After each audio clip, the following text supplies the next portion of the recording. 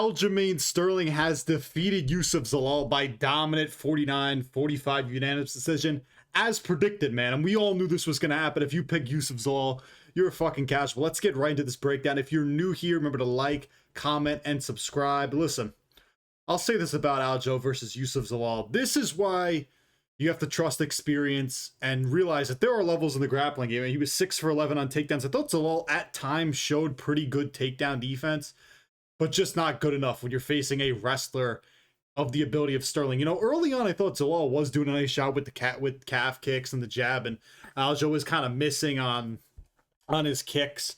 But then, you know, and they're also, I think early on, he went on a single leg, and Youssef Zalal did a nice job defending it. But Zalal, I think, went for a kick, and Aljamain Sterling did a great job, like timing it up and tripping him, and then was in half guard and, you know, controlled him for that round and took round one for just because of top pressure. I really was no damage in that round. I think round two, Aljamain Sterling shot in on a single leg or a double and ate a big knee. He even said in the post-fight show that he actually got hit from that. Zalal was landing a little bit more, defending takedowns nicely. Then Aljamain Sterling takes him back. Takes him down, backpacks him for the whole round. Did a really nice job. That this was kind of the difference between him and Youssef Zalal, because Youssef Zalal, he gets a ton of control time in that third round, nearly finishes Aljo with the guillotine, and then spends a lot of this time in this fucking body triangle, not really doing any damage whatsoever and kind of just gassing himself out. Aljamain Sterling, throughout this fight, when he would backpack Youssef Zalal and get on his back, he did a great job. Ground and pound, throwing elbows. I think he landed, 220 strikes in this fight compared to 61 for Zalal. So when he got Youssef Zalal down, was it the most damaging ground and pound shots? No. But he landed a ton of volume on the ground and just did a great job. Again, that third round, Youssef Zalal was very close to finishing Aljamain Sterling with that guillotine, but credit to Aljo, he was able to get out of there. Fourth round, you could kind of tell Zalal, he's starting to feel those championship rounds, was gassed. It was his first 5-round fight. And Aljamain just comes out in that fourth round, battering him with calf kicks, gets him down, nearly finished him with a rear naked choke. He was very fucking close. You saw it in his eyes, man. He was fucking close. And you don't want to be there with Aljamain. If Aljo finished Youssef Zalal, I would have been completely out of Youssef Zalal for the rest of his career. But Aljo just kind of continued to backpack him, land shots off his back. And that was pretty much kind of the rest of the fight. Aljo could just smudge him, do whatever he wanted to him on the ground in terms of just backpacking him and landing shots off of his back. Now, I'll say this for Aljamain Sterling. Also looked decent on the feet. Again, I don't think his striking is anything good, but he does all these weird things where kind of how he leans in on these like hooks and overhands that he throws. It looks like he's shooting a takedown, but he like shifts his body so weird and can kind of land on you. But good performance from Aljamain Sterling. Obviously, he calls out Volk as predicted. I'll say this. He's not going to be fighting Alexander Volkanovski next. He'll be fighting a John Silva, Yair Rodriguez, a Kevin Buchecha, somebody else who the UFC could probably see finishing Aljo, and maybe he gets finished. I think he could lose to John and maybe Kevin. I think he would beat Yair Rodriguez just because Yair never fucking fights, and fuck Yair Rodriguez. But I don't think he's going to get the Volk matchup. I think he'll probably fight a John Silva next or a Yair. And listen, I do think I'll say this. Obviously, Movzar is next he's going to fight Volk next for the featherweight belt. The one thing that is intriguing about Aljamain Sterling versus Alexander Volkanovski is it adds a really kind of interesting big name to Volk's legacy if he wins. Now, I would pick him to beat Aljamain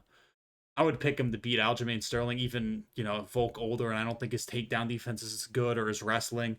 But, you know, if you were to beat a guy like Aljamain Sterling, one of the best bantamweights ever, I know we like to disrespect Aljamain. Not me, but I know a lot of people like to disrespect Aljo. He's kind of corny. He's not the most exciting. But you can't deny the greatness of this guy. He's got a resume, doesn't duck fights, has a lot of big wins over guys. I get kind of the Piotr Yan and how he got the belt is controversial. Even that second fight that I don't really even think he won. But he has a lot of wins, a lot of big wins, doesn't duck fights. It's been a lot of great ones. And really, outside the Sean O'Malley fight, he hasn't really gotten schooled in recent memory. The Movzar fight's one of the best, you know, grappling matches you're ever going to see in the UFC. Great win for Aljamain Sterling. Youssef Zalal, this is just a learning point from him. He'll learn from this. Hopefully he gets better. I don't think it's a bad loss by any means, but it's just, again, goes to show you, Aljo, there's just levels in the fucking grappling game. Levels just in general, the UFC. If you were picking Youssef Zalal, you were just picking him to fluke a knee or defend takedowns well enough, and I don't really think he could do either. And when he got down, he just didn't do a good enough job scrambling back up and would kind of just get stuck on bottom too much. And good one for Aljo. Again, this guy will just backpack you to fucking death. And I want to say this before I get into the rest of this card. Most of this card was terrible. Norma Dumont versus Jocelyn Edwards. That was a fight that definitely happened. You know what I mean? Why is this saying? Is there a way to cancel this shit? I might go to UFC 320, but fuck it. Norma Dumont versus Jocelyn Edwards. This was a fight that happened, and Norma Dumont, she thought she won. She was kind of pissed at the judging. I thought Jocelyn Edwards kind of landed the bigger shots, and that was really it. I figured Norma Dumont would do a good enough job, like defending takedowns, which I guess she did, and just kind of outboxing Jocelyn Edwards, and she didn't really do that. So tough loss for her. Jocelyn Edwards is legitimately a top 5 fighter in the bantamweight division. That's kind of crazy to say. Moving on to a kind of a very frustrating performance, in my opinion. Rafa Garcia versus Alexander Hernandez. Alexander Hernandez, the entire fight, and we knew he was going to do this, but I kind of just figured he would be successful. He was just banking on Rafa Garcia to walk into range and then just land a big counter on him. But credit to Rafa Garcia. Whole fight just holding the center of the cage, being very smart. You know, Hernandez is completely fine staying on the outside, but just had trouble getting through the guard of Rafa Garcia and really landing at all. And Garcia also was kind of mixing in some takedowns, had like a nice slam in that first round. And then Rafa Garcia was catching Alexander Hernandez more in that second round, got caught by a big left hand. And Rafa Garcia, I forgot to mention this. Cub Swanson, I think he switched gyms to go over with Cub Swanson, or maybe he's been at Cub Swanson's gym. Credit to Cub, because Rafa Garcia looked like a different version of Rafa Garcia in this one. He was doing just a great job defensively with his footwork, just staying patient, being smart. Alexander Hernandez kind of just needed to mix it up more and go forward more, which he didn't really do until that third round. Needed to work the double jab more. Garcia was way too disciplined, and Hernandez needed to make it a bar fight, and like kind of did in that third round. But how do you let Rafa Garcia fucking do that to you? That's really what it comes down to. I don't know how that happened. Whole fight, again, he's just running around the back foot, hoping for a counter. Rafa Garcia wasn't falling for any of that bullshit. I was wrong there. Good win for Rafa Garcia. He looked pretty sharp against Alexander Hernandez. Moving on to Davey Grant versus Adrian Martinetti. Fucking crap. Listen, I could only pick so many crafty vet performances. I think I thought I maxed out. I was like, Aljo, crafty vet performance. Howdy Barcellos, so we'll get to in a bit. Crafty vet performance. Who else is kind of crafty vetting it up on this card? See, Max Griffin, I faded him, so I was like, maybe I'll split. I'll go 2 crafty vet, 2 non-crafty vets, and I missed here. Davey Grant looked really sharp. Now I'll say this for Adrian Martinetti. For as many devastating calf kicks and punt, and really it was mostly the kicking game. The boxing of Davey Grant wasn't particularly anything like special, but he was landing great front kicks, great calf kicks, great like side kicks, oblique kicks to the knee. But Martinetti, the whole fight, he was on the gas tank the entire time. It didn't really matter if Davey Grant was landing knees or whatever. Martinetti was just eating everything. He just needed to put more volume out. He wasn't really, mixing enough combinations. He's a blockhead, Adrian Martinetti. But the reason why I'm kind of out on him is he just got no pop, as Lucas Tracy would say. The kid's got no fucking pop. He really couldn't do anything. Like, he would mix in some step-in elbows every now and then that kind of did damage, and I think cut Davey Grant. But Davey Grant was just a lot faster and was just landing a lot more, calf kicks, and his wrestling. What did he stuff on takedowns in this fight? Yeah, well, he stuffed 4 takedowns. He did a good job stopping the takedowns. Martinetti just had no pop. I feel like there were opportunities for him to catch Davey Grant. Just couldn't really do anything. This was just a Davey Grant masterclass, and whatever. The unction. Credit to Davey Grant. Him versus Hernandez Barcellos is that's kind of the matchup I want to see. I want to see Crafty Vet versus Crafty Vet. And speaking of Hernandez Barcellos versus Montel Jackson, it looked bad for Hernandez Barcellos' goated army. He gets dropped early by a straight left. Really, the whole fight, Montel Jackson was landing that shit on him, but Hernandez Barcellos survives, was like wrestling into a single leg, got clipped again, looked really bad, but credit to Hernandez Barcellos. The whole fight was just going in on single legs. Was he finishing every takedown? No. He shot 6 for 18. He was a little 33% out there. He honored Patrick Ewing with that one. But he did a great job. The single leg entries were there the entire time. Whether he just worked Montel Jackson in the cage and couldn't get him down and just smudged him, or he would land like some inside trip or something that was really crafty. That was Hernandez Barcellos' game. And every single round, this guy ended with a rear naked choke submission that nearly got in there. Round 1 and round 2 especially, Montel Jackson got fucking saved by the bell. Again, Montel Jackson, even in that second round, still kind of working that straight left, but Hernandez Barcellos just kind of continued to out-grapple Montel Jackson and get his hooks in for those rear naked chokes. And just, you know, the one thing I actually will give Montel Jackson is for the majority of the time this guy got taken down, he did show good get-ups and good scrambles and was probably better on the feet throughout this fight. But Raoni Barcelos, to say overall, out-grappled him, kind of had the bigger moments other than that knockdown in the first round. Once I heard split decision, I kind of got worried for my boy, but who gives a fuck about Montel Jackson? If he was that good, he'd be putting out Deiveson Figueiredo, putting out Raoni Barcelos. He's not that good. And Raoni Barcelos is 40 years old, and the title run starts now. Just part of the storyline, dude. Good win for him. Happy that he's finally in the rankings and just continues to go on this crafty vet run. And one of the fun, this fight both sucked and was beautiful at the same time. Ryan Spann knocks out Marcus Buchecha in the second round. I got this one perfectly to a T. Buchecha, so shit on the feet. His takedowns, I mean, 1 for 7. He sucks at everything. What does this guy even do? Because even, like, when he gets a takedown, Ryan Spann fucking scrambles up and, you know, showed great sprawls in this fight. Was kind of pulling for guillotines, like hoping to fluke one. He couldn't really get it in there. But just this fight was goofy. Even how, like, the entries and the way Buchecha is shooting in on Ryan Spann just looks so dumb. Like, he just looks like a fucking idiot in the octagon. There were, like, multiple eye pokes. And then Ryan Spann was, like, openly complaining to Herb Dean or Jason Herzog about Marcus Buchecha's fingers being out, which I don't even think you can do, but he did it. It was a bit odd. And he just kills Marcus Buchecha with 3-2, straight right down the middle. It was over. The way Marcus Buchecha hit the ground was one of the funniest things I've ever seen. This guy fucking just went limp and flopped on the canvas like a fish. He was out fucking cold. Thank God they have to cut Marcus Buchecha. I'll be honest, they could probably cut at least 8 dudes that we watched today on this card, because it was really some low level. This is why we Apex. This was some fucking Apex slop. Good win for Ryan Spann's big black ass. He beats Marcus Buchecha, who's terrible. Rodolfo Vieira versus Eric Meconico. It was certainly a fight. That's how I could kind of describe this one, because Vieira nearly finishes Eric Meconico in that first round, clips him, you know, had kind of a bad angle on a choke that he couldn't really get, and had almost a nasty armbar in there, and Eric Meconico did a really nice job scrambling out and won that first round. But after that, Meconico was just so much better in the feet, landing combos, just breaking down Rodolfo Vieira, stuffing takedowns. If Vieira, like, you know, if he got worried, he would just smudge Meconico on the fence, but really couldn't do anything. Just a good win for Meconico, you know, showed some good takedown defense and was better on the feet. I can't believe I got fucking Khalil Roundtree losing to Rodolfo Vieira. That was a bad guess by me. But good win for Khalil Roundtree.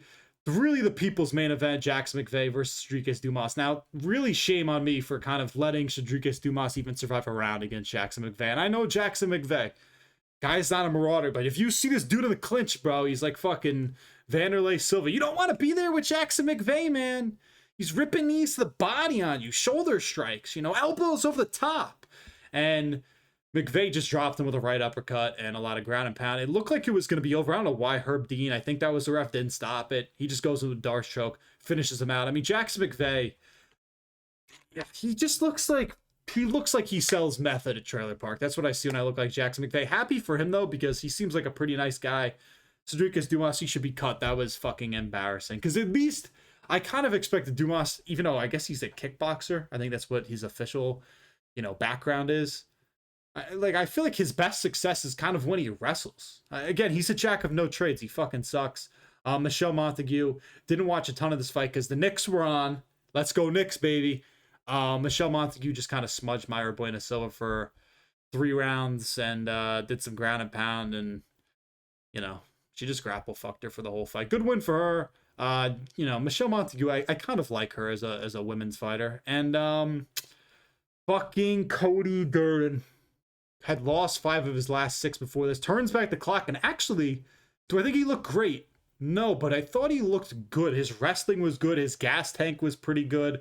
Early on was, you know, putting the pressure immediately on Jaffa Fillo, out wrestling him. Had some nice trips on him. Had a nice job defending on the ground, defending submissions. And round 2 was working that inside leg kick very well. I thought Fillo, the whole fight, was just kind of winging punches. And that's kind of what he's always done, but he needed to be tighter and a little bit more technical. And Durden, again, kind of was just landing trips. He did have a funny Cody Durden moment where he Java Phil is just laying on his back in missionary, and Cody Dern proceeds to throw an axe kick right at this guy's balls. I mean, it was one of the wilder things I've seen. But Java Phil couldn't get takedowns really at all in this fight.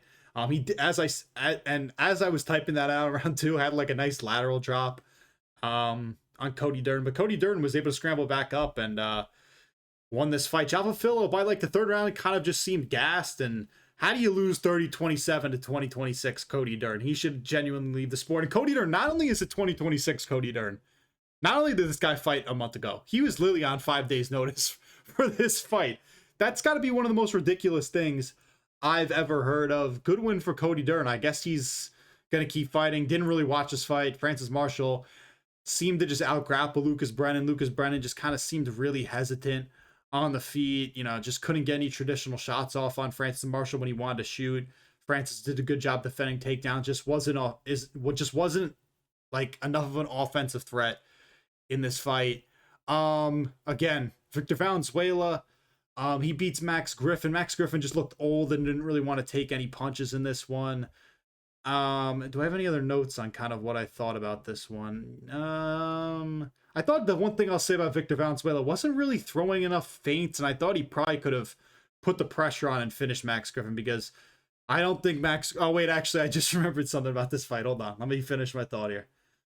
I thought he could have put more of a pace on Max Griffin and probably finish him, because Max Griffin's 40, wasn't really reacting well to getting hit. But I forgot, in that first round, Victor Valenzuela like shot in on a double leg, and Max Griffin threw like an uppercut that clearly missed. And DC proceeds to go, man, if that uppercut landed, he could have KO'd Victor Valenzuela. It's like, no fucking shit. If my fucking aunt had a dick, she'd be my uncle. Like, what? You could tell he bet on Max Griffin this fight. It was so bad. And also, Valenzuela, I wish he went more to the body kicks, because again, Max Griffin wasn't reacting well whatsoever to kicks to the body. And again, I just keep writing. DC is so Joe Rogan's better than DC. DC, this was a bad performance for DC. Every single time somebody kind of had a guillotine in, he said it was in tight. It was never in tight. He so obviously bet on Max Griffin for this one. Just, I guess, a nice win for Max Griffin. Victor Valenzuela. You can't have that many. I don't even want to fucking talk about this fight anymore. And then Julia Pilastri. She landed more on the feet, but Alencar landed more takedowns and probably stole rounds 1 and 2. And I think Julia Pilastri kind of just kicked too much and got taken down. That's really all I got to say about this one. As for this card was actually terrible. Like, Aljo, I liked Aljo versus Zalal, but if you don't really care about Aljamain Sterling, you probably hated that fight. What good fights are on here? Barcellos versus Jackson was kind of an interesting, crafty masterclass. Ryan Spann putting out Buchecha was kind of funny. Jax McVeigh putting out Dumas was funny. Cody Dern winning is hilarious. Other than that, I don't know if there was really one. Like, I guess this one, the Davey Grant fight, was kind of high level, but this was really a sloppy card. I got nothing to say. This card was pretty bad, but good one for Aljo. Excited to see what's next one. I'm guessing it's going to be John Silva, but you never really know. Maybe Yair. Not going to be Volkanex unless he wants to wait out for that one. But that being said, remember to like, comment, subscribe. The doctor is signing off.